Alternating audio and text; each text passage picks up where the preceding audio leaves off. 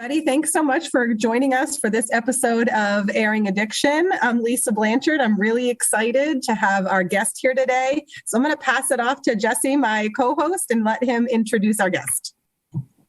Good morning, everybody. Really excited to be here too with my co-host Lisa. My name is Jesse Chason, and I'm also very excited to introduce someone who's a pillar in the recovery community, who has a wealth of knowledge and experience. I'll let him get into his story here. His name's Mike Miles, and we're very excited to have him on the show. He looks at recovery through multiple different lenses, and I'll just hand it over to Mike. Mike, good morning. Morning, Jesse. Good morning, Lisa. Morning. You guys are well? Yes, we're really happy to have you. So, I mean, you've got a pretty broad experience, from military to corrections to police officer for 35 years, and your own recovery story. So, why don't you tell us as much about that story as you want to? Start wherever you want. Share as much as you're comfortable. Sure, absolutely. It's I've been sober quite a while, and AA, the program of AA, really, it showed me how to live my life, without alcohol or drugs. And one of the first things I learned in AA was never say no to paying back or giving back. And I've been sober 35 years, October 17th of this year. And I don't say that bragging. I say it because there's a lot of hard work that went with that. But the rewards are second to none. I started drinking at a young age, 13, 14, just a few beers. Back in the 60s, I grew up in the 60s. A lot of weed, a lot of marijuana back then. LSD, I tried that once. It wasn't for me. Speed wasn't for me. But I really liked drinking, and I really liked smoking weed. And, that went on for a few years. Never any jackpots, no problems as a kid. Although, a few times getting caught, going home on a Friday night, getting home late. My parents never looked at it as it was a problem. I never really thought it was a problem. I graduated high school in 1972. I joined the Army, and I went off to Fort Dix, New Jersey. For the first year, I drank on occasions when we had free time, but I never drank to excess, I got out of the Army in 75.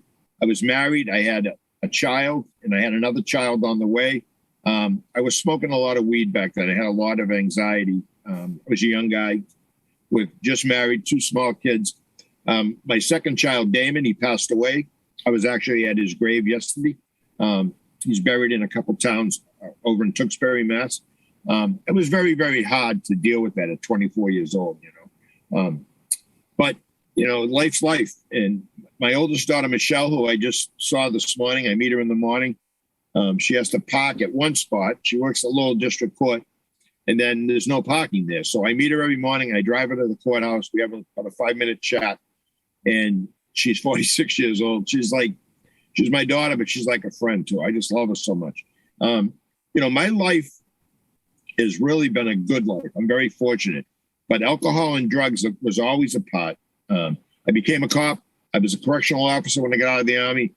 I took the police exam in Lowell, Massachusetts. I got on in 1980. I started the academy.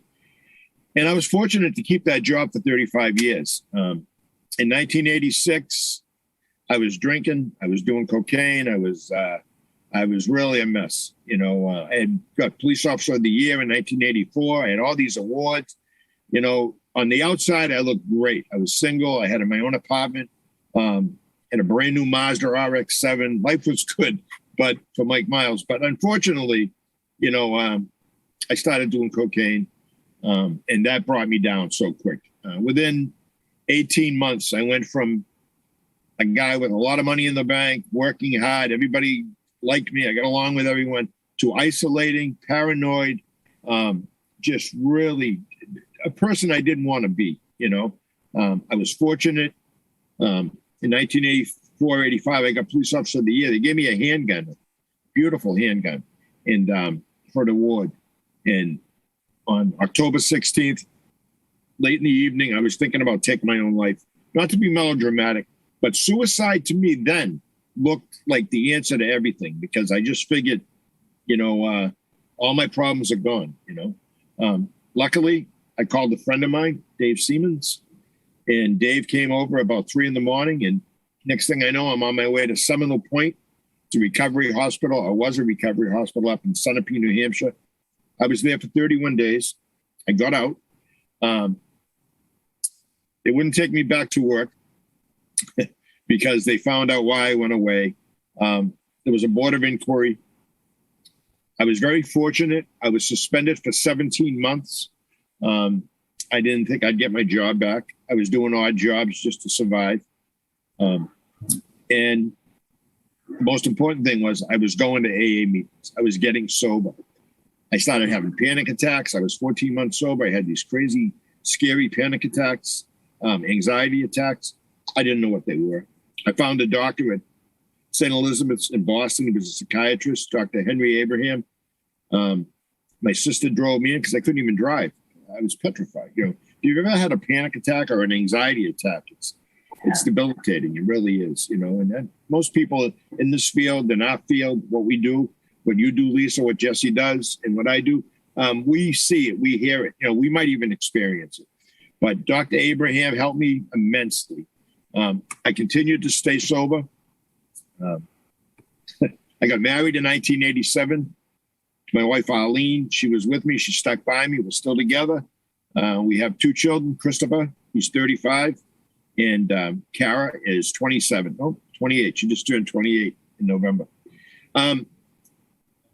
For me, when I was in my 40s, I knew being a cop. I loved it. I loved being a cop. I really did. I liked the excitement. I worked early nights from 4 to 12 for 28 years. Yeah, 28 years. And I enjoyed it so much. I never went above the rank of being a patrolman. I never really wanted to.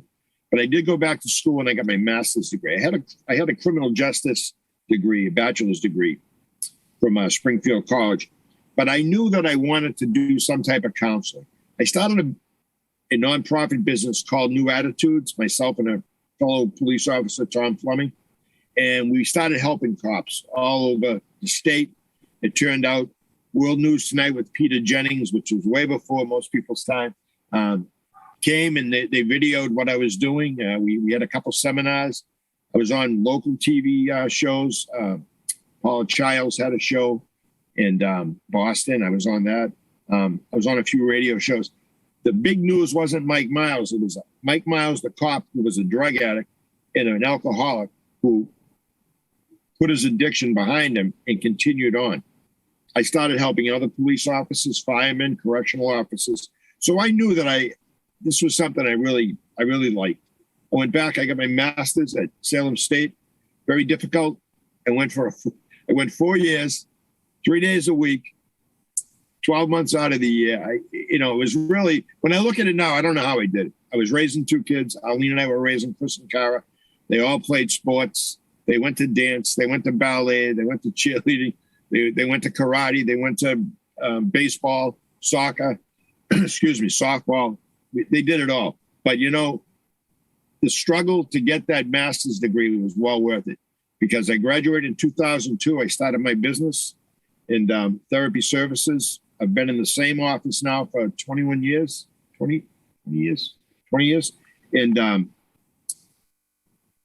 I just can't tell you how good my life is. I'm 67 years old and I have more energy in a song in my heart every day because of recovery. And it's not this false happiness from alcohol or drugs. It's true happiness. My only vice is right here. I smoke probably way too many cigars, but it's what I do. I've been smoking cigars for 40 years.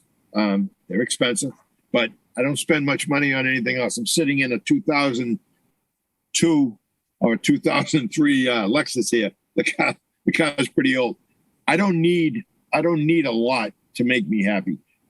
The joy I get out of helping people, and I make money as well. It's not that I'm doing it all for nothing, but I do a lot of pro bono. I do a lot of work with veterans. I also work for a friend of mine who has a place called Crossroads in Salem, New Hampshire. And Barry was an intern of mine. He started his own business, and he hired me almost 3 years ago, 2.5 years ago.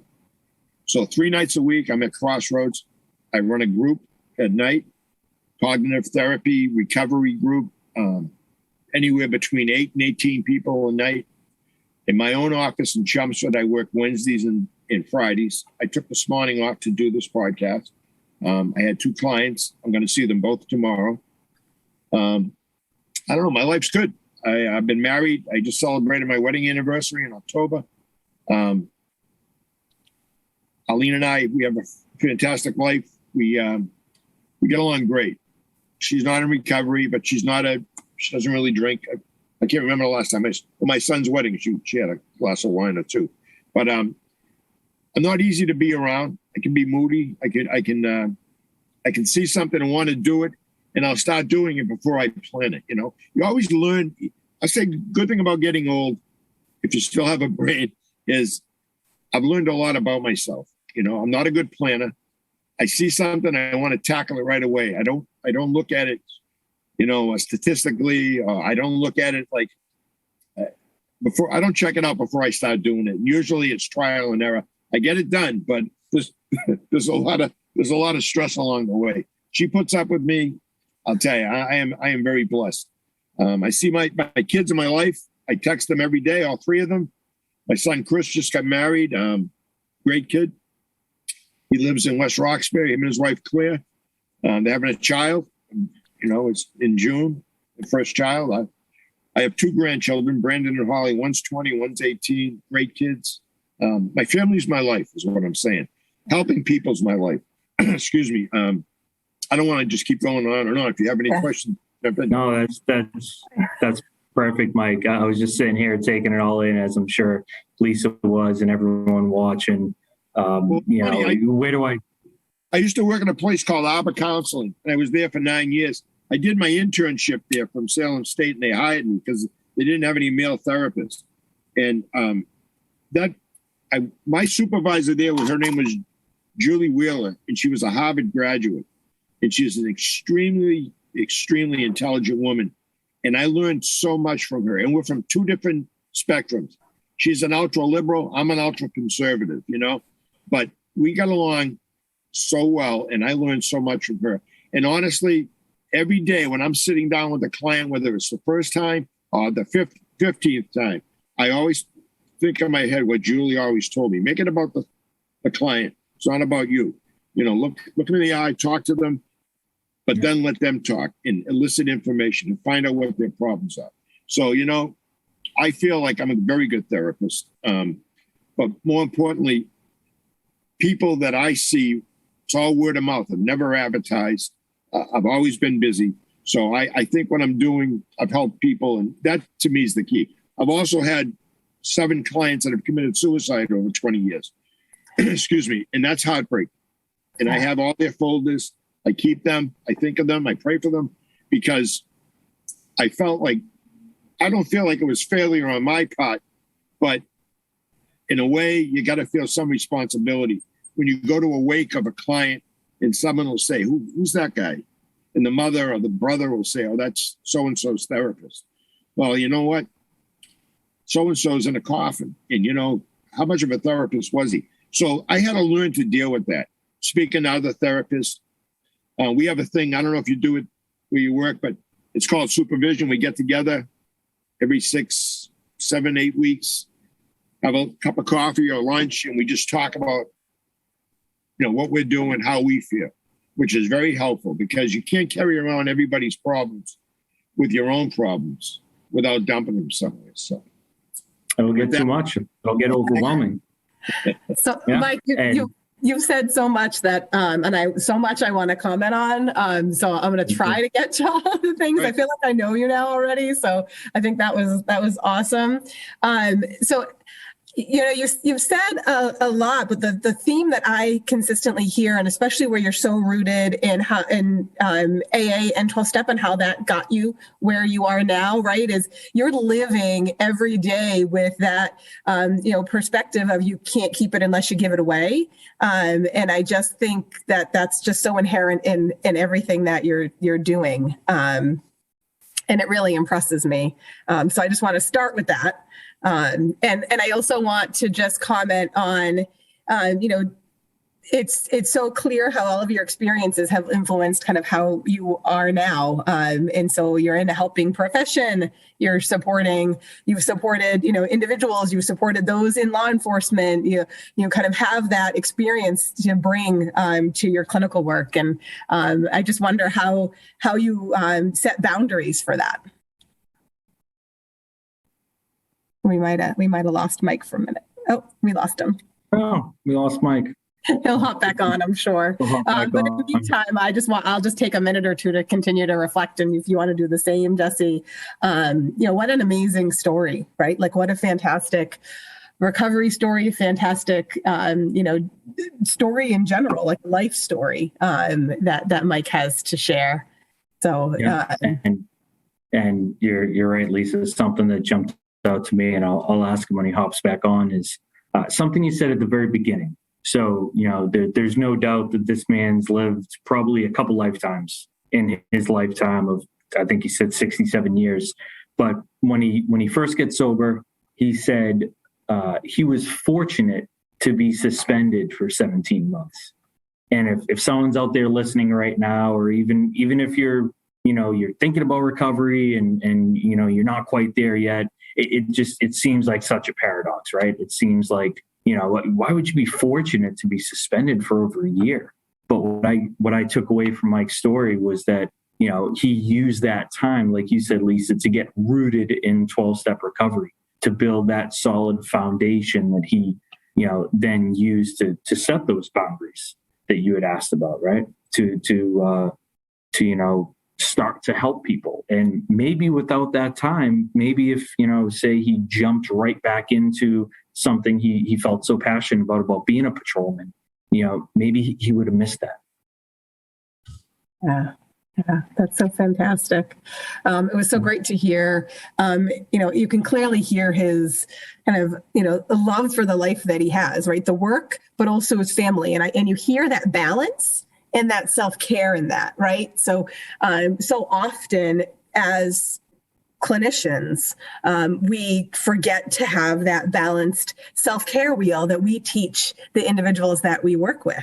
Right? We teach to have, if you're missing any one of those slices of the pie, then the circle doesn't move, right? So it just, can really hear in Mike's kind of describing his life now that he has that, right? He has that large piece of pie, which is family, that large piece of pie that's work, that piece that's his recovery, right? And they're all kind of, part of the whole. And so that's really impressive to me. It is. And, he mentioned supervision, and I'm actually later today having supervision with my supervisor. And I know what that means for me. I actually get excited when supervision is coming, because I know it's a time, Mike mentioned, have a coffee or lunch or something. And that does happen from time to time, but it's more so a time to not hold that in anymore, right? You mentioned self-care. Lisa, you mentioned, and Mike just texted me here. He's trying to hop back on with Zoom. So we're all experiencing this with the COVID pandemic, and I don't know about you or anyone else watching or listening, but I'm all too comfortable talking to a screen in an empty room. Right? This is just our dare I say, not even new reality anymore, just reality for right now. Yeah.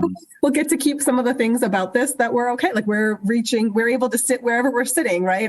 At home, you can see you're right before Christmas. So we'll talk about that today with my tree. You're in the office, Mike was in a car because that's where he had the capacity to be. And you can kind of stop whatever you're doing and speak to others, right? And without having to travel or all of those things. And so I'm hopeful that's, we all have Zoom fatigue, and there's nothing that replaces in person, but I'm hopeful these are the things we get to keep, at least a little bit of over time.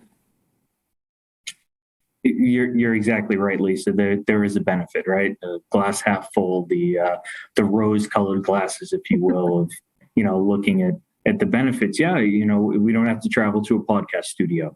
Mike's doing it from his car. I know my work here is the family engagement specialist at New England Recovery Center. For the past almost, coming up on 2 years now, all my work with families has been through Zoom. And, sometimes all the time, I wish they were in person, but, sometimes for that family member, maybe if there's small kids involved or if there's work involved, and the light just shut off in front of me. But it's light enough here. Sometimes it's easier to hop on Zoom, right? It's just one button rather than hopping in the car and getting the kids ready and all that goes into the in-person meeting. So I'm hopeful too that, it stays with us even as we get back to some semblance of normalcy. Especially around the holidays. I keep staring at your Christmas tree there, and it's a good reminder that it's going to be here before we know it. Yeah. And it's also a good reminder if anybody's watching or listening today, or any day, because it's every week. Speaking of family engagement, Spectrum of New England Recovery Center are offering family and loved one and support persons support meeting with the Magnolia Fast program Wednesday evenings. And so if anybody is interested in joining that, if you have a loved one, a family member, someone you're supporting, a broad view of family and support, and they are, struggling with substance use disorder, struggling with addiction right now. We are here to help you too, and so please feel free to join us. Every Wednesday, 6 to 7:30, and in order to get the Zoom link, so it's virtual. You can join from wherever you are, your car, your living room, wherever you can be. Just email magnolia@spectrumhealthsystems.org, and we will get you that link, and we hope to see you, on the Zoom, so that you get the support that you need as well. 6:00 on Wednesdays. Yeah, and something else that, again, you said it, we wouldn't be able to do, or we would be able to do, but maybe not make it as easy to access it if it wasn't on Zoom, if it wasn't if it was in person. Before this pandemic that is I know rock my world, we would meet every Saturday morning here, and all the families would come in, and I would meet with them in one large group, and that was good. That was really motivational and really positive for all the clients that got to meet with their families. But it was trying, and there were times, in this room that I'm sitting in right now, we would put families with little kids and try to entertain them, but they just, they're little kids and they want to play and they don't quite understand what's going on. So there were some challenges there that Zoom and this Magnolia group, definitely have sort of worked into the fabric of that. And I support the curriculum. I get the honor and privilege to help co-host that from time to time. And I think I'm doing one at the end of the month here about recovery in the holidays. So I'm really looking forward to that. But I don't want to lose, Mike's story here, even if he doesn't end up being able to reconnect with us. He just gave us such a wealth of experience. And he is in his story that he shared, from being in the military to loss at a young age. I believe he said he was 24 when he lost his child. And loss and recovery happens. It's not a matter of if, it's a matter of when. And so often, we see that here where. I can't tell you how many times clients come in and say, I was doing well in recovery, and then COVID, then all the meetings went away, or, then someone gets sick, and it can so just wreak havoc throughout our recovery life. But Mike was able to, again, go back on that foundation that he built in 12-step recovery and help them walk through it with him. Yeah, and that speaks to some of the things that really came up for me too in his story, about kind of having, what was really a traumatic experience. There's nothing more traumatic than losing a child. And I think so many times on this podcast and in the work that we do and in the stories that we hear, there's that common thread often that there's been some kind of tragedy for the individual that has really been difficult to manage, right? No, it doesn't matter where you are and how you're doing in life, that, there's nothing that can compare to that kind of a loss. And so it's those times that I say, well, of course you turn to substance use, right? Of course you tried to block that out. That's really hard, right? That's hard things to sit with. And he talked really clearly about throughout his life, times that he's had anxiety, right? And how tied anxiety and panic is to self-medication. Because that, he described so clearly, right? And anybody that's worked with anyone that's had a panic attack, knows, but he described really clearly how debilitating, I think were the words he actually used, panic attacks can be. And especially this time of year, especially in the light of the pandemic, especially with the stress and anxiety that's increased exponentially for all of us, I think more people are having things like anxiety and panic attacks. And you really do feel in that moment like you're going to die, right? You do feel like that your heart's going to stop because there's no way that your body can take this.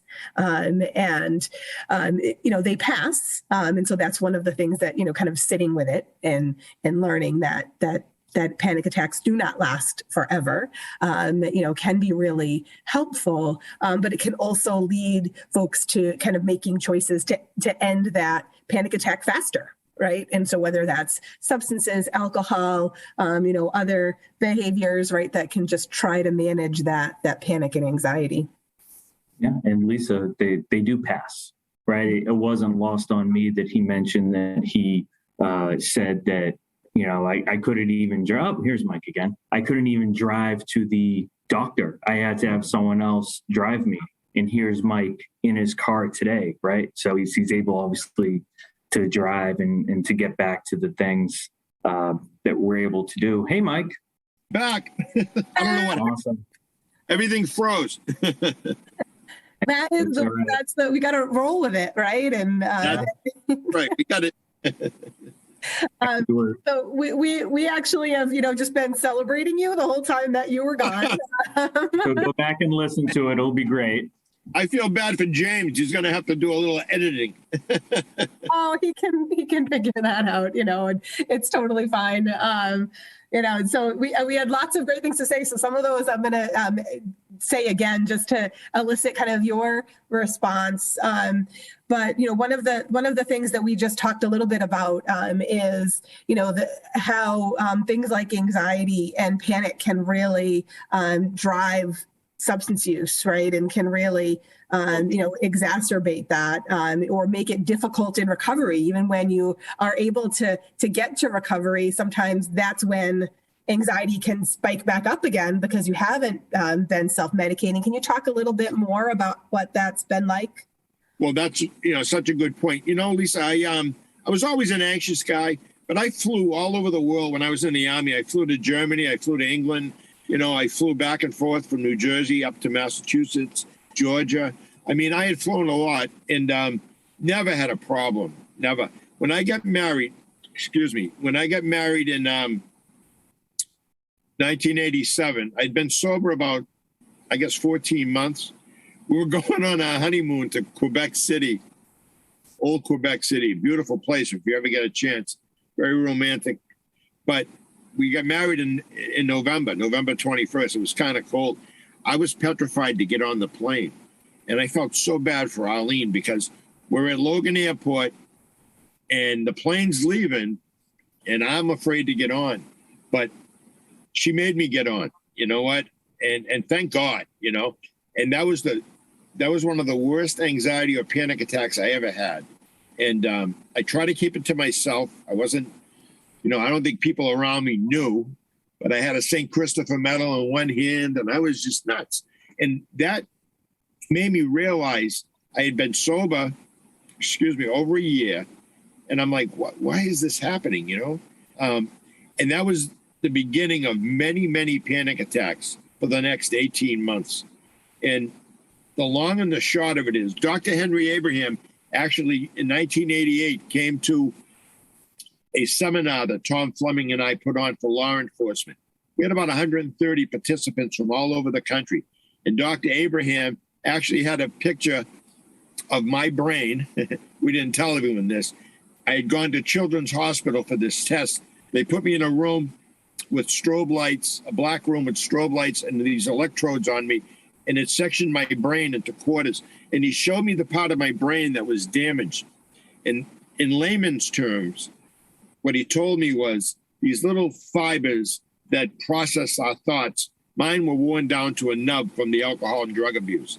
They were coming back. So all these thoughts and emotions had nowhere to settle. They were just bouncing all around. Again, layman's terms. It made sense to me, because I did get out of that. I don't have those attacks. I haven't had them in years. I get anxious sometimes when I'm driving if there's a lot of traffic, but that's nothing. I can handle that. When I had the panic attacks, I'd pull over on the side of the road and get out of my car. I didn't know whether I was dying, having a heart attack, a mental breakdown. It was just insane. It would go away, and then it would come back again, and it was like it never happened. It was like every time I had it was like the first time. I must have had 1,000 of them, and it was just really, really bad. But I think now when I listen to somebody, when I have a client that's going through it, I can relate. It's like a brotherhood, sisterhood. I can relate to what they're saying, and I can give them some guidance, breathing exercises, very simple things that you can take with you, meditating, special ways, not just to sit and, be a guru, but, to meditate on certain things, to breathe a certain way. So I do have some good tools. And what that makes me think of is what I think people don't recognize as a real challenge. I think kind of once you kind of enter recovery and you're not using anymore, you're going to feel great, right? You think you're going to feel awesome, but then there's that impact on your body, right? You've the impact on your brain, right? It's a chronic brain disease that lasts much longer, and that often can be, part of a cluster of symptoms that we can call post-acute withdrawal. Correct. And a lot. You're so right. And as well as I do, Jesse knows as well as I do. We all know that when people come into recovery, their life isn't great. The only problem is they're drinking and drugging. They have bills. They have bad relationships. They have tumultuous relationships. They have legal problems. They come with a bag of problems that the healthiest person would have a hard time processing. So set aside all those problems, then you got to deal with the major problem, the most important, which they don't realize. They think all their problems are their bills or their partner or whatever. They don't understand that it's drinking and drugging. Most people don't, because that's the only way they've been getting relief all this time. So, yeah, it's. I'm glad I experienced what I wouldn't change 1 minute of my recovery, not 1 second. And believe me, it was tough. Being out of work, I was embarrassed. I was ashamed. My name was in the paper all the time. But years later, when I rebounded, everybody loves a comeback story. The same newspaper that used to kick the hell out of me, my retirement, they wrote a big article about how much I've helped people, and I was front page. And, it just, I don't pat myself on the back, but I know by giving back, I was meant to be sober. I was meant to help people. There's no doubt about it. And I'm not some, fabulous, celebrity or anything, but I know that I've helped a lot of people. I just sent a friend of mine. He's in jail. He was a state representative. He has to do a year in jail at Fort Devens. I just sent him a Christmas card, and I don't know whether he needs it or not, but I told him a breathing exercise about stress, because I can just picture myself being in jail. I left my 4 kids and my career. And this poor guy lost everything for some bad, discretions that he did commit. He admitted it. He went, he's taken his punishment. But I showed him a 5, I call it my 3 and 5 breathing exercise. And I was thinking, he probably thinks I'm crazy, but you know what?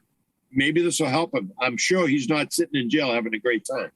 No, right before the holiday. Wow. Would you walk us through that exercise as we kind of give people, some tools around the holidays? Absolutely. I wish I could think of the names of the doctors we've had on our podcast, Friends in Recovery podcast.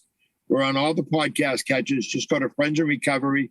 I'm known as the Podfather. Ed Chaccio is known as Jersey Ed. We have about 160 podcasts for the last 2.5 years. So it's called my 3 and 5. You have to get in a comfortable position. You can be driving. You can be sitting at home. What you want to do is you want to breathe in slowly for 5 seconds. Hold it for 5 seconds. And then let it out for 5 seconds. And you do that 3 times. And then you can do it again 3 times. The key is you're overloading your brain, your lungs with oxygen. We know, again, layman's terms, but that will help you. I have another one I do. Is what I do is this is a good one. This is my favorite, and I've shown this to many, many people. So just give me 1 second. I love the fact that Mike's mobile in his car and he's driving. Here we go. See what I have written down here. I don't know if you can or not, but I have from 10 to 1 written down. 10, 9, 8, 7, 6, 5, 4, 3, 2, 1. And basically, what I do is we'll do it right now. Take a deep breath and close your eyes. Let it out. Now think of the number 10, a 1 and a 0. Don't forget to breathe. Think of the number 9. You got to kind of see it because your eyes are closed. See it in your mind. Think of the number 8. Number 7. Don't forget to breathe. Breathe in a little. 6. Number 5. 4. One more good breath. 3, 2, 1. Open your eyes. Now, if you do this by yourself, whether you're driving, or you can't do it when you're driving if you close your eyes, but you'll understand, you'll see, I feel it right away. When I'm at 8, I'm already calm. This exercise is so simple, but I've had more people call me, first-time clients call me and say, man, that really works. And it really does. Because what you're doing is, when you write down a number, you look at it, you see it, you visualize it, you store it. When you close your eyes, you can't see it, and you can't see it with your eyes closed. But when you're thinking about what a 10 looks like, a 9, the brain is focused on that. It goes right away from all the anxiety. It can't be doing 2 things at once. That's such a great point, Mike, that, we can't multitask. And I tell clients this all the time. I'm reminded of this experiment where someone actually hopped in a race car and in a safe, controlled environment, didn't go very fast, but was driving around a track, and they were throwing these obstacles at him while someone in the race car was talking to him, asking him these problems to solve. And the long and the short of it was he wasn't able to do both at the same time. We're not able to multitask. If we do multitask, if I'm on here talking to you, I'm over here doing this, I'm over here doing this, something's suffering. I'm taking away my attention. Everything, right? Exactly. Yeah. And that's a great way of, like you just said, the brain can't focus on 2 things at once. So with post-acute withdrawal symptoms like Lisa's talking about, if I just sit in my muck and I focus on how bad everything is, not only emotionally, but physically and right. Spiritually and every, we all know addiction touches every aspect of our fiber and our being, I'm not going to feel that great. But if I do one of these simple breathing exercises or simple, counting back from 10 to 1 breathing, I'm momentarily taking my mind off of the negative. I have a solution. You just gave everyone listening another solution, another tool for your toolbox. Whether it be early recovery, whether it be coming up on Christmas here, and when you logged off, Lisa and I were talking about Christmas is going to be here before we know it. And I'm just wondering if there's anything special or different, or what are your go-to holiday sort of coping skills in recovery? My sponsor told me a long time ago, because I spent a lot of time with him, Jim Wamsley. He's been sober 42 years. Wonderful man, always giving. He's very loud Irishman. I was talking about Christmas. I didn't have any money to buy gifts. And he said, Michael, you make every day Christmas. You're always helping somebody. Do a little bit each day. And that make every day Christmas. And then when Christmas comes, you won't be so stressed out. And I've lived by that. I really have. I've T-shirts, things I do. I give things away. A kind word. These young kids working at these coffee shops, whatever one I go to, I always leave a tip. nothing big. But sometimes they don't say thanks. I don't care. I'm not doing it for them. I'm doing it for me. Yeah. You know what I mean? You know how you pay it forward. You know, I always have time to help somebody, whether they're homeless or whether they have great insurance or a lot of money. You know, I don't turn my back. I have a guy now I've been seeing. I don't take his insurance. We're going into our 4th session tomorrow. And when I told him my sliding scale, he said he couldn't afford it. So, you know, we'll work something out. I'm not going to just dump him. I'm 4 sessions into it, you know?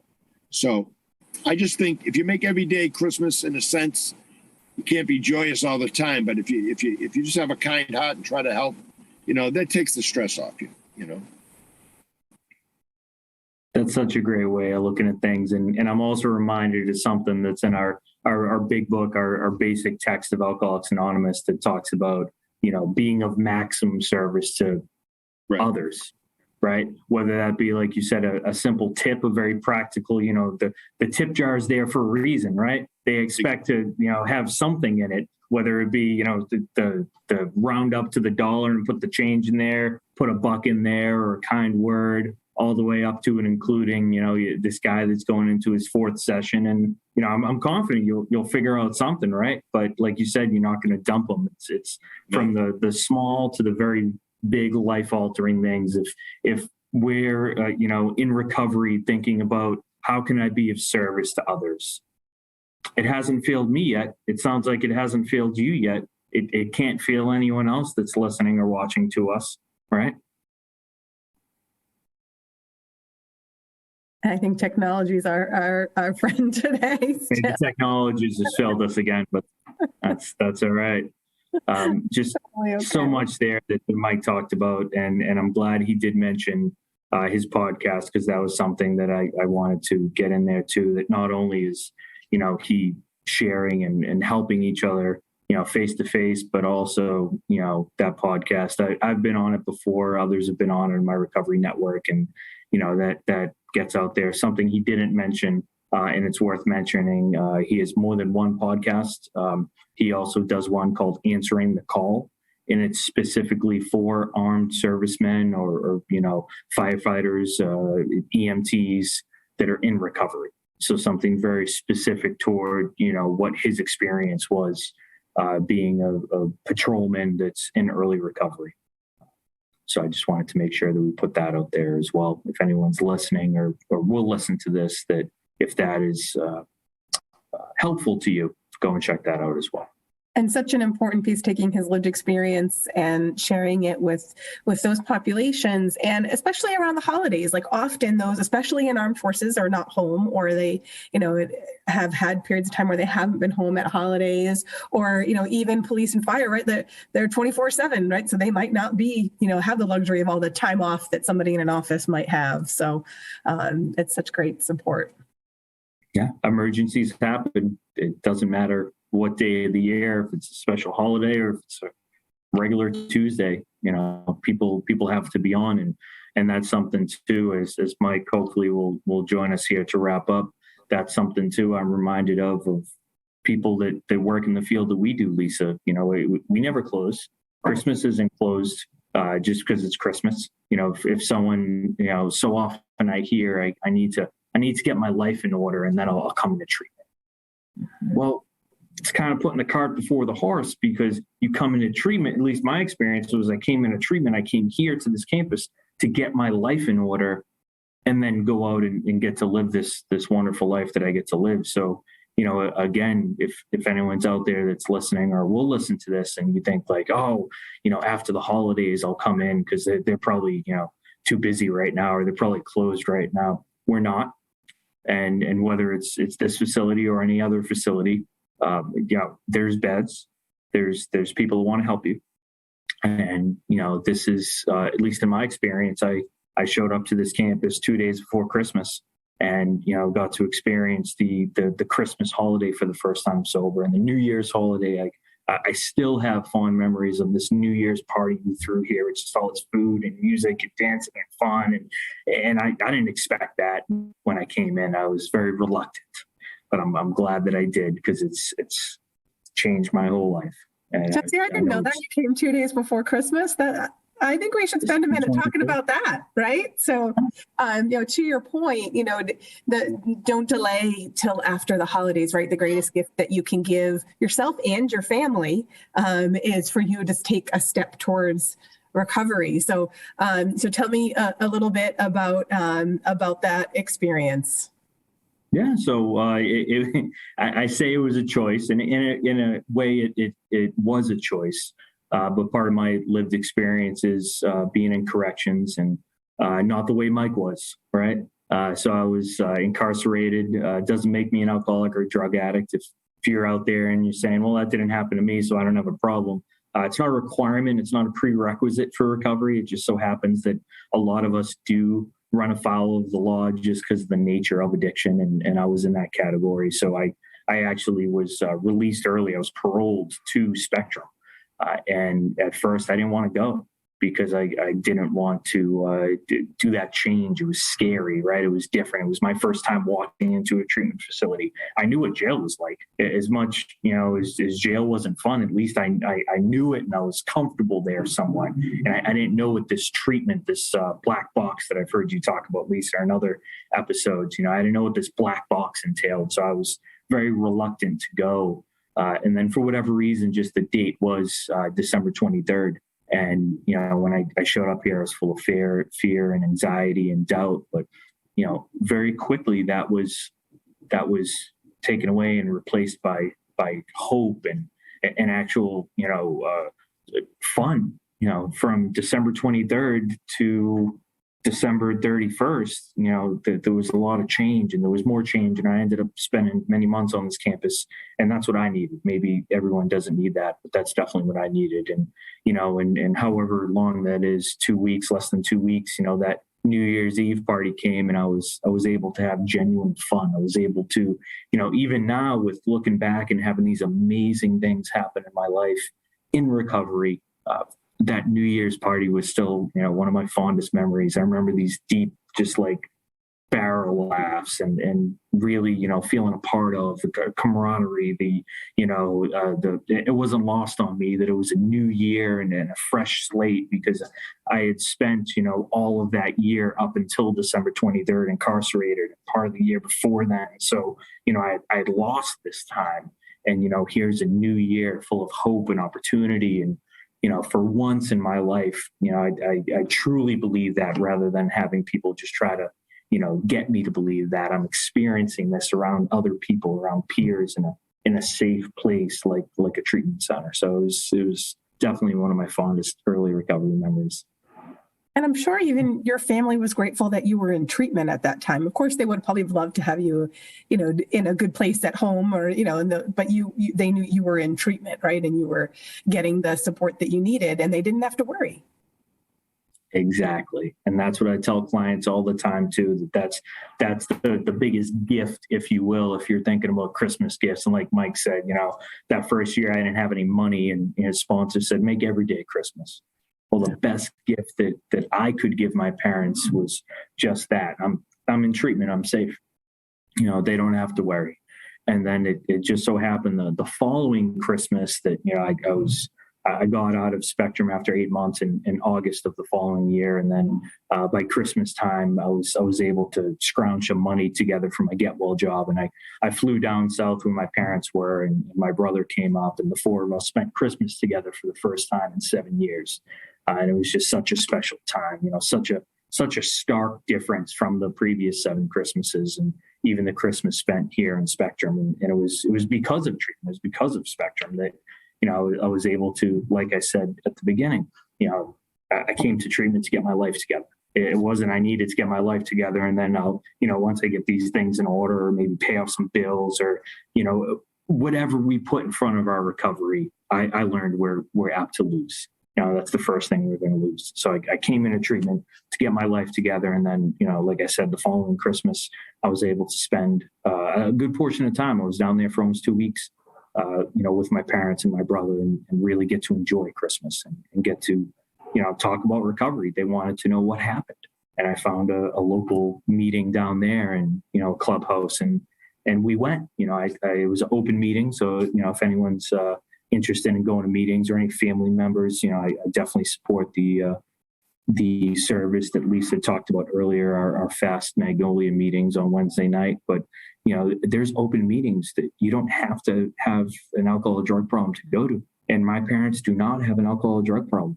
And they just wanted to know what happened to their kid, how this vast change take place in a relative short amount of time. So we went to these meetings and they met people, and it was really cute. They stayed in contact with those people years later. They probably still do, for all I know, bringing them brownies and sweets and stuff, because it was a dedicated meeting space. It was a clubhouse that existed solely for the purpose of having recovery 12-step based meetings.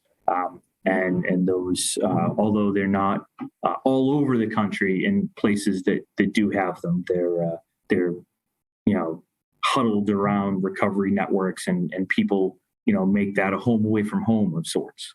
And that is my home away from home. Whenever I go down there, I still go to that clubhouse and see some of the same people years later, over a decade later. Yeah. And that reminds me of some of the connections that Mike could talk about, even before the podcast, and remembers the names and exactly what they did for him, and stays connected. So I'm gonna guess that the technology challenges will not be ending for Mike, but I'm so grateful that we got to hear his whole story and got to hear his perspective. He got to share a couple of breathing tips, right, for all of us, regardless of whether you're in recovery or working towards recovery or not, right? Those breathing tips are extremely helpful just for us to kind of reset and stay in the present. And so that's what, I think we should kind of leave our listeners with, is that. And if you need help, access it now, find the support that you need. And we're here to help you. And so any closing thoughts? You want to reshare, Jesse, the names of Mike's podcasts? Sure. So I also love that breathing technique that he talked about, the 5 seconds in, hold for 5 seconds and 5 seconds out. That's something that I've used hundreds of times in the moment of something anxious. Just a very practical tip. And yeah, if anyone's interested in hearing more Mike's story, or specific helping, he does do 2 different podcasts. One's called Friends in Recovery, where he co-hosts with Ed, or Jersey Ed, as he said. And then he does a specific one for those in the armed services or uniformed police, EMT, firefighters, called Answering the Call. Great. Thank you so much. All right, so that's a wrap on our episode of Airing Addiction. We're hoping we'll have a couple of different episodes in the new year to start off, 2022 kind of on the right foot, like really talking about whole wellness and how that interacts with recovery. And so we're looking forward to having you back here again. Thanks so much for joining. Bye, guys.